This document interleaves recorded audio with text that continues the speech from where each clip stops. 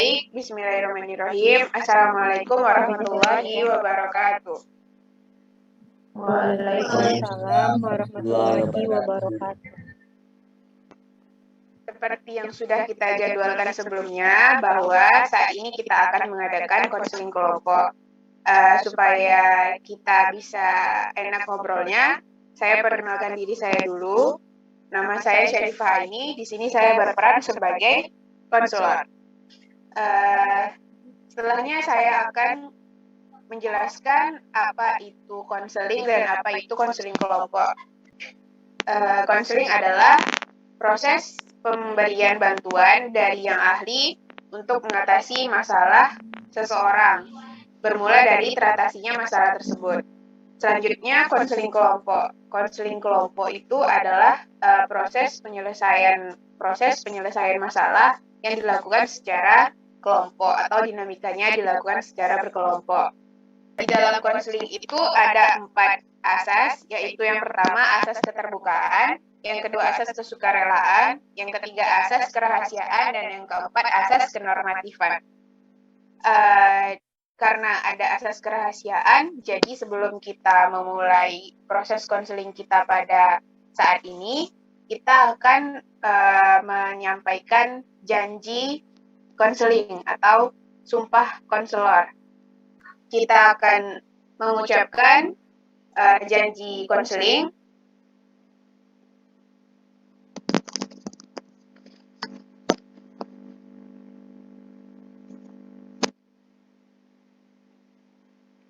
Setelah janji, apapun yang saya dengar,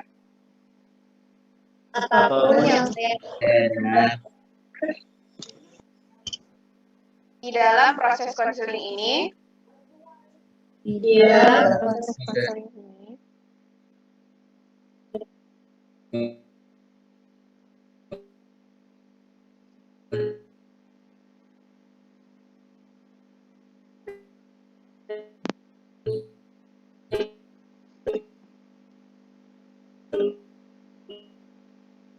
janji konseling, kita akan memasuki proses konselingnya.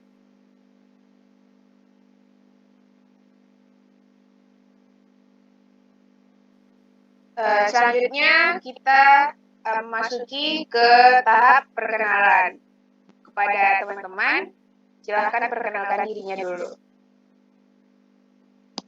Perkenalkan, nama saya Andini, usia saya 16 tahun. Perkenalkan, saya Baby, usia saya 17 tahun. Perkenalkan, saya Dwi, usia saya 16 tahun. Perkenalkan, nama saya Eka, 17 tahun. Perkenalkan, nama saya Ibrahim, usia 17 tahun. Perkenalkan, nama saya Nazli, usia 17 tahun.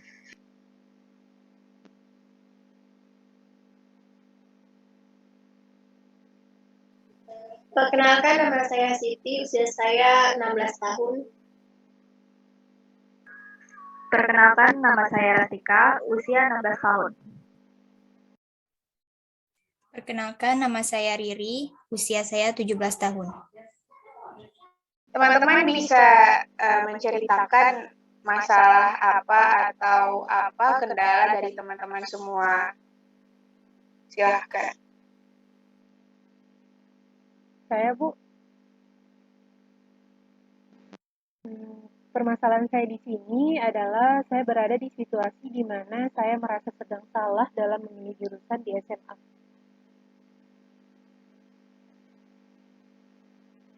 Jadi permasalahan saya di sini yaitu saya merasa saya berada di lingkungan pertemanan yang kurang tepat. Jadi untuk keluar dari lingkungan itu saya bingung bagaimana caranya supaya teman-teman saya juga tidak merasa aneh melihat tingkah saya seperti itu begitu. Kalau saya merasa jika saya terlalu candu bermain sosial media, hingga lupa kewajiban saya untuk belajar dan sering lupa waktu.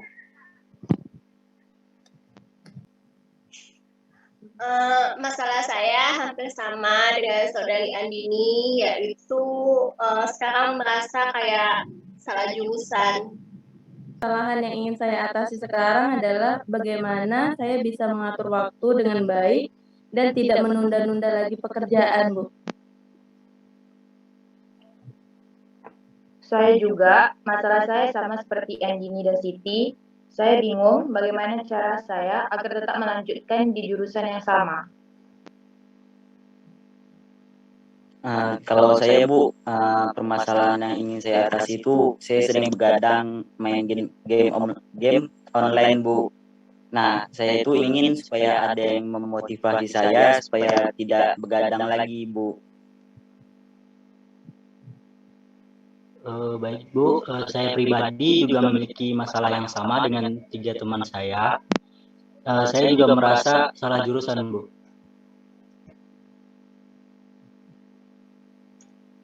Kalau saya hampir sama dengan Rastika, sering menunda-nunda pekerjaan, padahal saya sendiri tahu kalau pekerjaan itu harus segera diselesaikan, tapi saya sendiri justru malah berlari.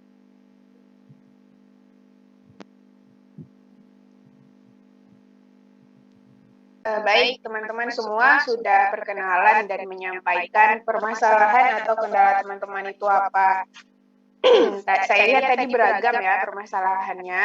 Ada yang merasa salah jurusan, ada yang kecanduan bermain game online, kecanduan smartphone, dan lain sebagainya.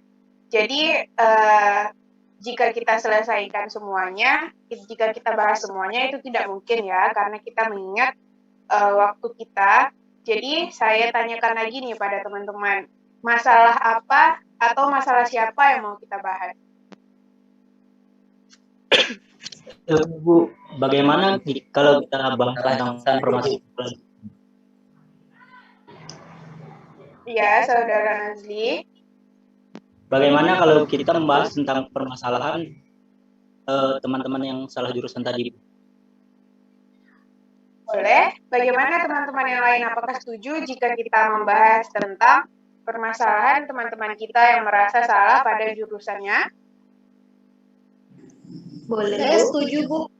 Dari beberapa yang banyak itu kan permasalahan tentang salah jurusan Bu. Jadi sebaiknya kita bahas soal itu Bu. Oke, semua sudah sepakat ya. Jadi kita membahas tentang permasalahan teman kita yang salah jurusan. Jadi saya persilahkan lagi nih pada teman-teman yang tadi menyampaikan bahwa merasa salah jurusan, kendala apa lebih spesifiknya kenapa merasa salah jurusan gitu.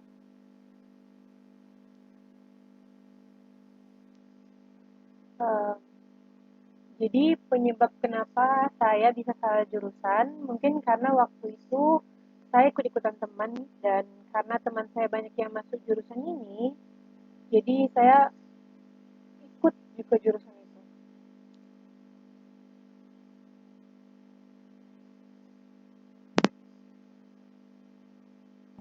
Kalau saya pribadi, kenapa saya salah jurusan? Karena waktu itu saya dipaksa orang tua saya untuk masuk ke jurusan yang udah ditentukan sama orang tua saya, Bu. Jadi saya mengikuti apa yang orang tua saya suruh, Bu. Kalau saya, Bu, waktu itu ada yang bilang kalau jurusannya saya ambil ini prospek yang baik, punya prospek yang baik di masa depan. Jadi saya ikutan tanpa saya tahu minat saya itu di situ atau bukan, Bu. Kalau saya Bu, saya pribadi orangnya tidak suka berhitung Bu, dan saya merasa saya masuk jurusan IPA itu salah buat saya Bu.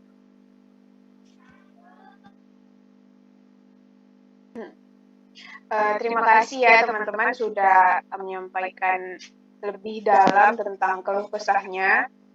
Teman-teman yang lain juga sudah mendengar ya teman-teman keluh kesah dari teman-temannya. Sekarang teman-teman apa ada yang ingin menanggapi dari apa yang sudah disampaikan oleh teman-teman kita tadi?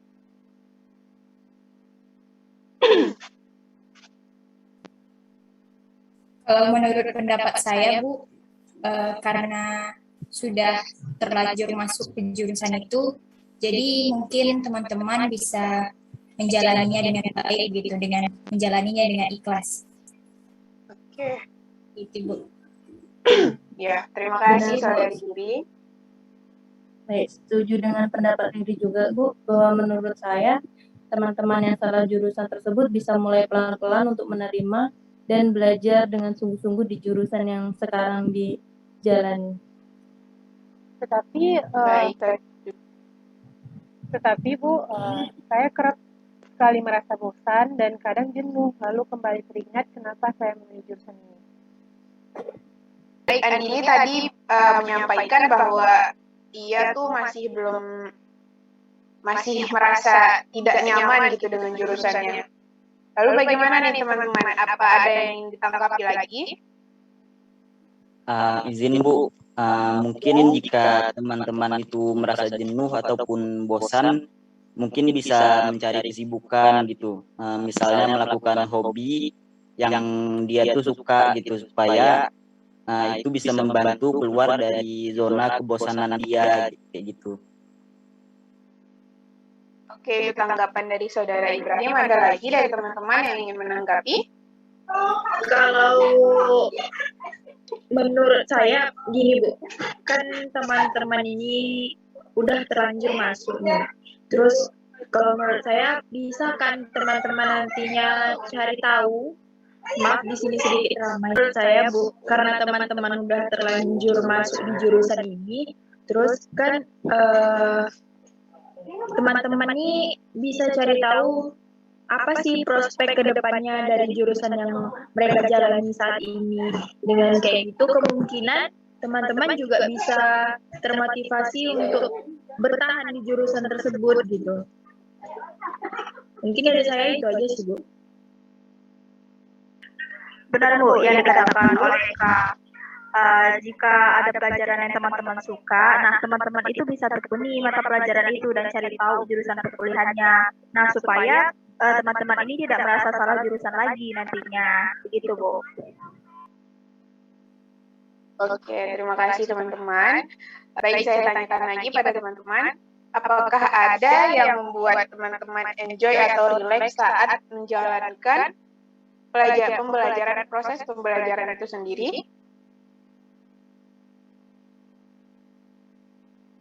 Bagaimana teman-teman yang salah jurusan tadi? Kalau saya pribadi Bu, jika saya belajar di rumah, saya lebih suka sambil mendengarkan musik gitu Bu, karena itu membuat saya lebih enjoy dan relax dalam belajar.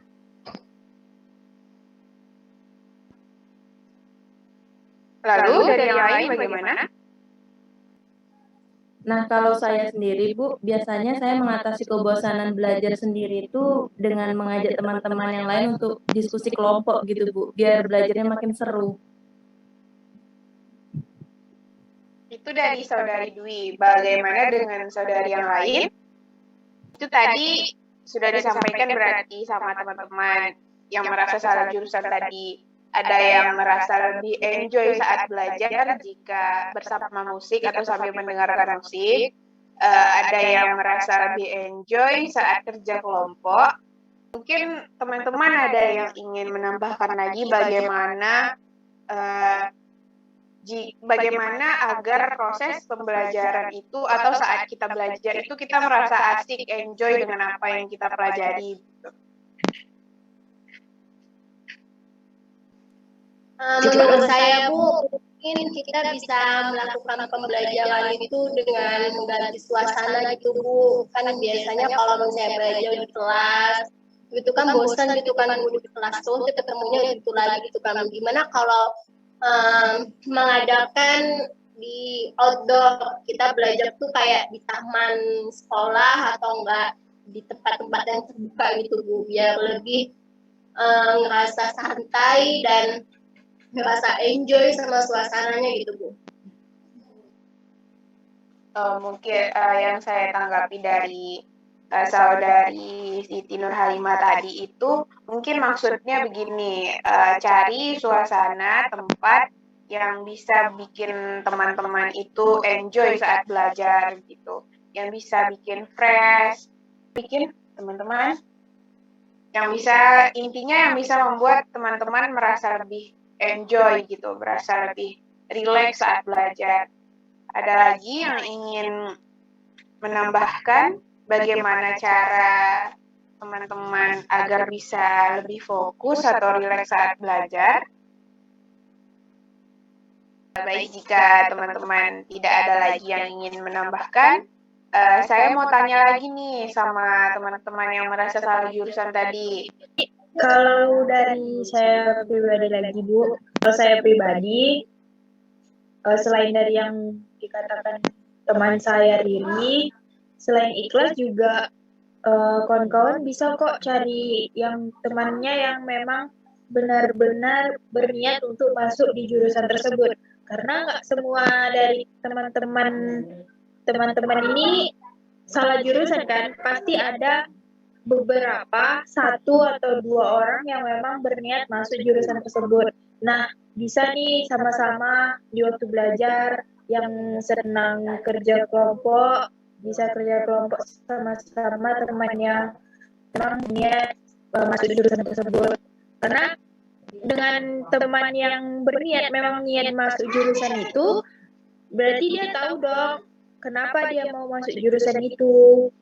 Nanti prospek kedepannya dia tahu, alasan dia kenapa masuk di situ, tahu juga, mana tahu dengan gigihnya teman tersebut yang memang berniat, bisa jadi kita termotivasi juga, kayak, oh ternyata nggak cuman ini loh, yang tadinya teman-teman yang merasa salah jurusan itu berpikir bahwa jurusan ini sempit nih atau aku nggak suka nih, ternyata luas gitu jurusan yang sekarang kita jalani, speknya luas, mau kemana kita nanti masa depannya lebih luas gitu. Kalau menurut saya itu, Bu. Terima kasih Saudari Eka. Benar ya yang dikatakan oleh Saudari Eka dan teman-teman yang lain juga. Lebih mempelajari, lebih memahami tentang jurusan itu sendiri, jurusan IPA, jurusan IPS ataupun bahasa, pasti punya kebaikannya masing-masing, keunggulannya masing-masing. Jadi teman-teman bisa belajar, dan yang disampaikan oleh Saudari Eka tadi juga cari teman yang benar-benar ingin belajar gitu. Sama berarti dengan melakukan belajar secara berkelompok. Baik teman-teman, ada yang ingin menambahkan lagi? Ada?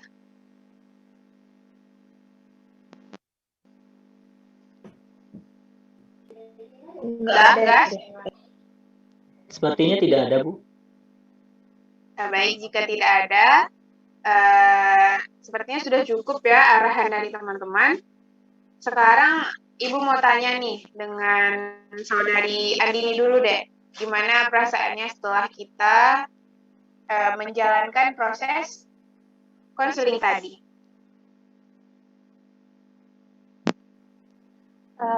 Jadi mungkin dari setelah apa yang telah didiskusikan tadi, saya bisa mencari kesibukan lain atau melakukan hobi saya jika sedang merasa bosan.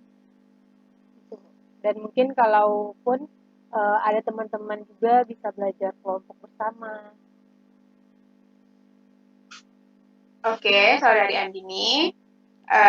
Selanjutnya dari Saudari Siti bagaimana? Jadi alhamdulillah setelah melakukan konseling kelompok ini, saya merasakan sedikit kayak menerima sama jurusan yang udah saya jalani ini, dan saya akan berusaha untuk menyukai jurusan yang lagi saya jalani. Terima kasih. Ya, baik, terima kasih. Itu tadi dari Saudari Siti. Teman-teman yang lain yang merasa salah jurusan tadi, bagaimana perasaannya? Siapa nih tadi yang belum ngomong?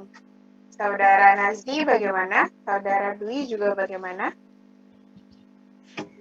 Dari saya pribadi, Bu, alhamdulillah sudah merasa lega gitu, Bu, dengan proses konseling yang kita jalani tadi. Dan di sini saya merasa mendapatkan titik terang, Bu, dari permasalahan saya tentang salah jurusan, Bu. Kalau pribadi saya, Bu, saya merasa lega atas saran-saran dari teman yang udah ngasih saran tadi ke kami yang salah jurusan. Semoga kami bisa tahu prospek ke depan kami apa. Kemudian kami bisa menjalani jurusan yang kami pilih ini dengan ikhlas. Begitu, Bu. Terima kasih. Alhamdulillah jika semua teman-teman sudah merasa lega, sudah merasa punya titik terang dari segala permasalahan dari teman-teman, berarti pembahasan kita pada saat ini tentang keluh kesah teman-teman yang merasa salah jurusan sudah tuntas ya. Dan masalah dari teman-teman kan ada yang belum terselesaikan nih. Jika teman-teman ingin kita melakukan konseling kelompok seperti ini lagi, teman-teman bisa kontak saya, bisa ngajak teman-teman yang satu kelompok saat ini juga untuk kita mengadakan konseling kelompok setelahnya. Bagaimana teman-teman? Setuju? Setuju, Bu. Setuju, Bu. Boleh tuh, Bu. Tapi kalau bagusnya offline, Bu, daripada online kayak gini, Bu. Karena kalau offline itu kita merasa lebih kekeluargaan kita, kebersamaan kita itu terasa lebih ada, lebih hidup gitu. Kita lihat dulu ya besok konseling kita selanjutnya. Jika memungkinkan, kita akan mengadakan konselingnya secara offline. Tapi saya kembalikan lagi pada teman-teman, jika teman-teman setuju untuk kita melakukan konselingnya secara offline, saya kembalikan kepada teman-teman, terserah teman-teman kita mau janji di mana setelah ini. Kesimpulan dari saya untuk konseling kita pada saat ini, yang pasti teman-teman itu pahami dulu kenapa teman-teman tidak menyukai sesuatu hal tersebut. Karena tidak semua yang kita anggap buruk itu emang benar-benar buruk untuk diri kita. Karena apa yang sudah ditakdirkan pada diri kita itu pasti selalu ada sebabnya kenapa kita yang mengalami itu. Karena Allah selalu memberikan kita apa yang kita butuhkan, bukan apa yang kita inginkan. Baik, sampai di sini konseling kelompok kita pada saat ini. Sampai jumpa pada konseling kelompok yang selanjutnya. Saya tutup. Wassalamualaikum warahmatullahi wabarakatuh. Waalaikumsalam. Waalaikumsalam warahmatullahi wabarakatuh.